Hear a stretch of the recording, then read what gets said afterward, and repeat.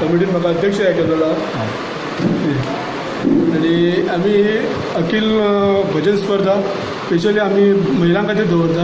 ही कितली वर्सां जाली तुम्ही अखिल गोमंतकीय भजन स्पर्धा? 7वें वर्स आमचे महिलां खातीर आमी. अंदूच्या वर्साक कितल्या पथकांनी तुमच्या हितून सहभाग ह्या घेतला? फावटी आमकां पथकां 30 पथकां येयलेली आहा आमचे कडेन. आणि कितले दीस पासून ही स्पर्धा चलतली? आमची ही स्पर्धा 3 दीस चलता.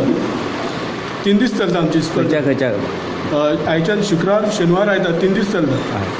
आणि ह्या स्पर्धेंतल्यान तुमकां कितें विचार आसा? कलाकारांच्या बाबतींत तुमी कित्या खातीर ही स्पर्धा स्पेशली आमी महिलां खातीर दवरल्या की तांकां एक प्लॅटफॉर्म मेळपाक जाय म्हणून.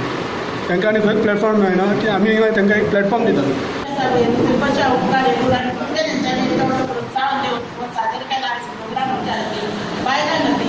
आणि खरेंच हे भजन म्हणजे देवाचे एक आमकां देवा पर्यंत आमकां पावपाचें एक साधन आसा.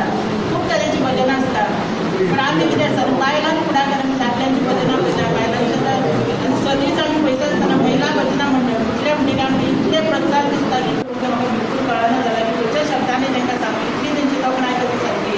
हे सगळें आमकां प्रोत्साहन करून तेंच्यांनी बायलांक फुडल्यान आमच्या भजनी स्पर्धा मांडली ही केली आमच्या खातीर.